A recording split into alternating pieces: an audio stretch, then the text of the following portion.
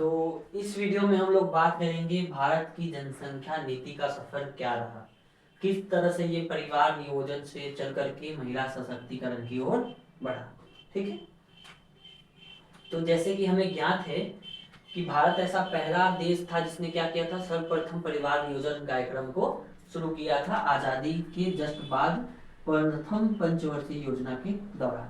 ठीक है, और परिवार नियोजन के कार्यक्रम के तहत जनसंख्या नियंत्रण की तरफ आगे बढ़ता रहा।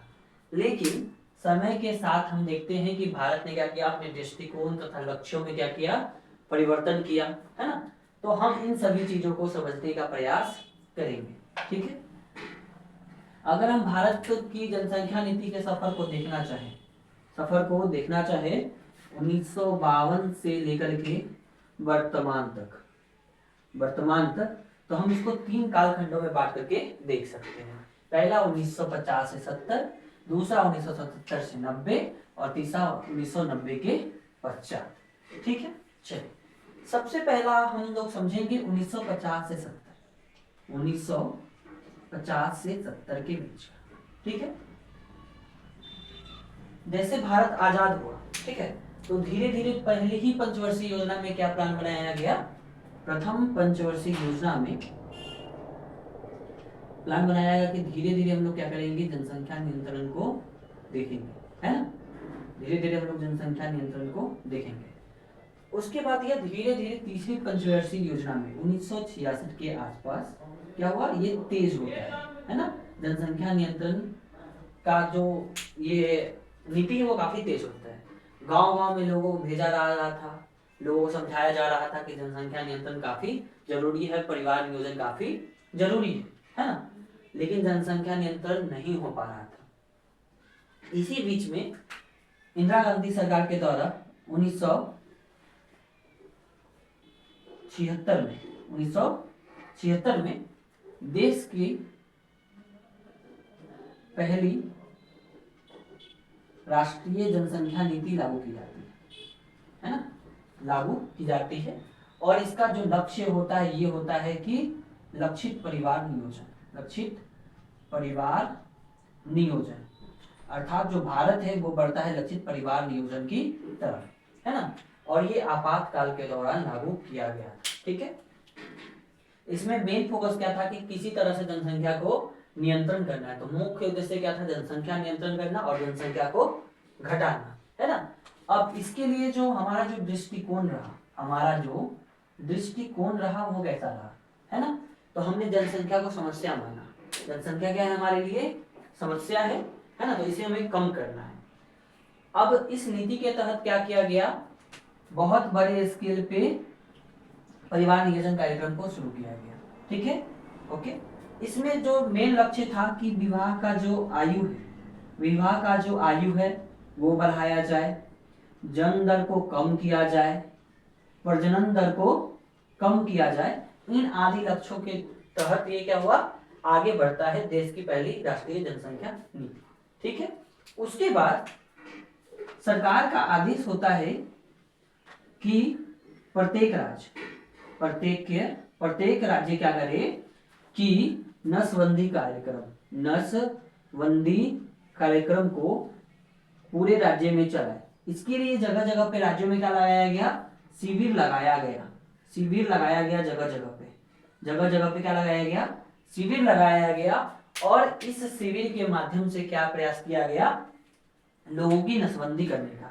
और ये जो नसबंदी हुआ ये जबरन नसबंदी किया गया ताकि क्या हो पाए कि आपका जनसंख्या नियंत्रण हो पाए।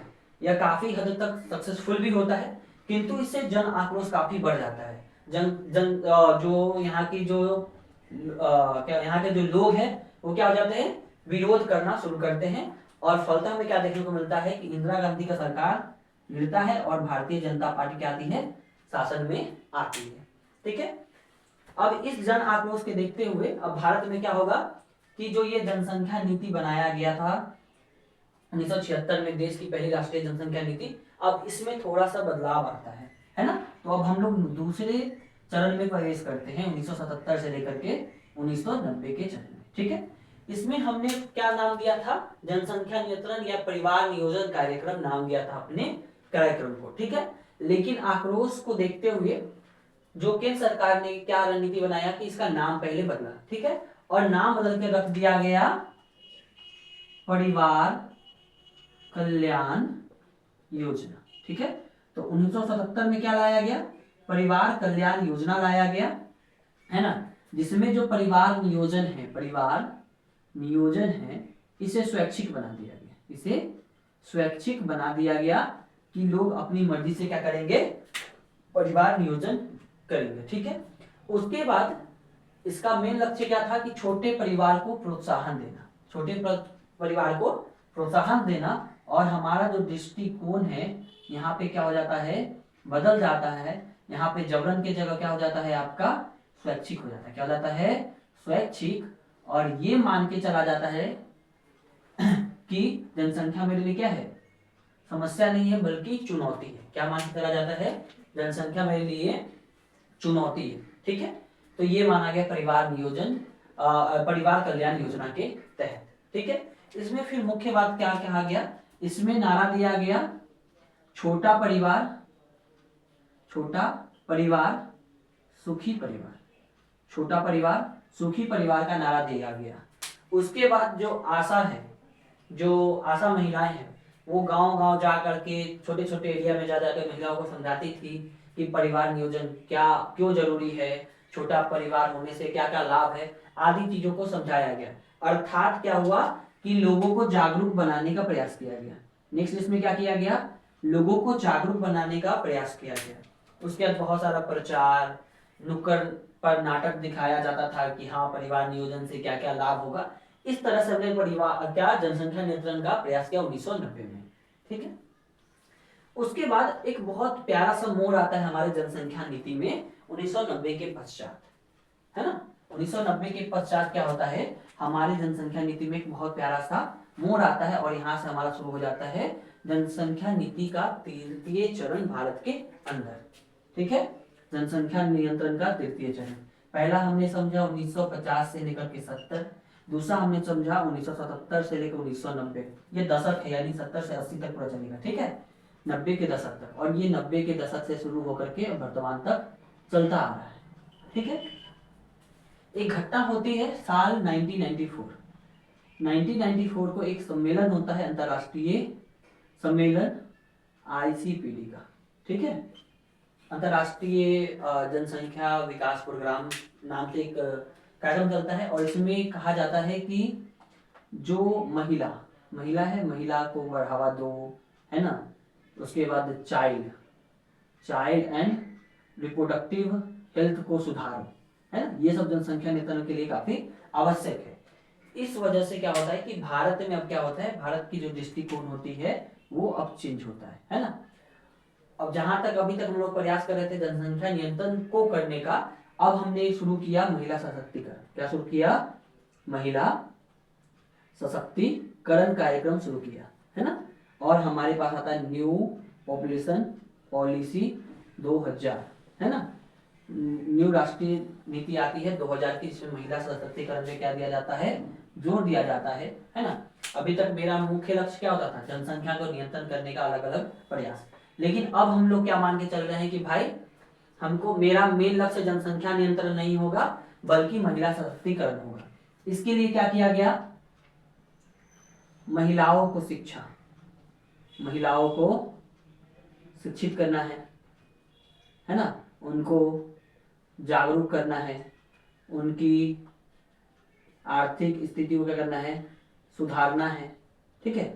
इससे क्या होगा, अगर महिला खुद ही समझदार हो जाएंगी तो वो खुद ही क्या कर लेंगी, परिवार नियोजन कर लेंगी, परिवार नियोजन कर लेंगी। अर्थात तृतीय चरण में हमें क्या देखने को मिलता है, मुख्य रूप से कि परिवार नियोजन, है ना। जहां द्वितीय में हम लोग क्या देखते हैं कि इसमें गर्भ निरोधक गोलियां इंट्रासेप्टिक, उसके बाद ये, है ना, इन चीजों का क्या किया जा रहा था, प्रचार किया जा रहा था कि इसका उपयोग बढ़ाओ, है ना। जबकि अब क्या होता है कि तृतीय जो हमारा जनसंख्या नीति आता है, इसके अंतर्गत इससे हम लोग मूव कर जाते हैं सीधे महिला सशक्तिकरण की ओर, और कहा जाता है कि आप महिला को शिक्षित कीजिए, महिलाओं को जागरूक कीजिए, उनकी आर्थिक स्थिति को सुधारिए, है ना। उसके बाद लड़कियों के विवाह की आयु, लड़कियों के विवाह की आयु को बढ़ाइए, लड़कियों के विवाह के आयु को बढ़ाइए। उसके बाद महिला शिक्षा क्यों जरूरी है, इसके लिए प्रचार किया गया, कई तरह की योजनाएं लाई गई, जैसे 2015 में लाया गया था बेटी बचाओ बेटी पढ़ाओ योजना, बेटी बचाओ बेटी पढ़ाओ योजना। इन सबों का मुख्य लक्ष्य क्या था कि लड़कियों को क्या करो, शिक्षित करो। अगर महिलाएं शिक्षित हो जाती हैं तो इससे क्या होगा कि ऑटोमेटिक क्या हो जाएगा, जनसंख्या नियंत्रण होगा। तो हमने क्या समझा, 3 चरण में हमने भारत की जनसंख्या नीति का सफर समझा, जहां पहले में जनसंख्या नियंत्रण क्या था आपका मुख्य लक्ष्य था, दूसरा में परिवार कल्याण मेरा मुख्य लक्ष्य, तीसरा में मुख्य लक्ष्य क्या बन गया मेरा, महिला सशक्तिकरण। इसमें मेन लक्ष्य क्या था कि जनसंख्या को घटाना है, जबकि द्वितीय में मेरा लक्ष्य क्या रहा कि छोटे परिवार को प्रोत्साहन देना है, और महिला सशक्तिकरण में मेन लक्ष्य क्या रहा कि महिला सशक्तिकरण के जरिए क्या करना, जनसंख्या को नियंत्रण करना, ये मेरा मेन लक्ष्य रहा, है ना। इसमें लाया गया देश की पहली राष्ट्रीय जनसंख्या पॉलिसी 1976, इसमें शुरू किया गया 1976 में परिवार कल्याण योजना, 1977 के अंतर्गत 2000 में शुरू किया गया मेरा महिला सशक्ति कार्यक्रम, ठीक है।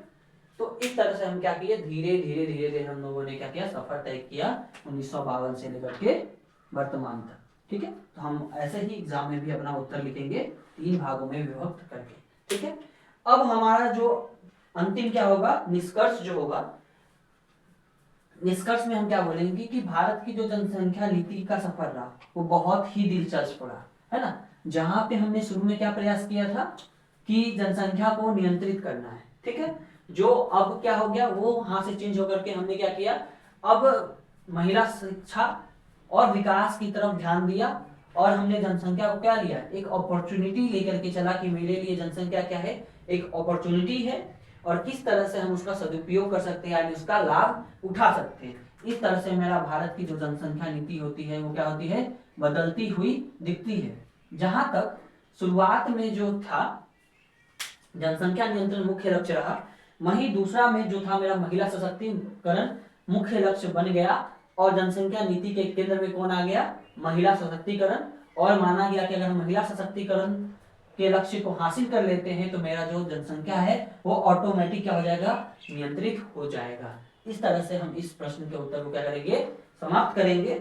इसी पे एक और प्रश्न आएगा आपका कि भारत की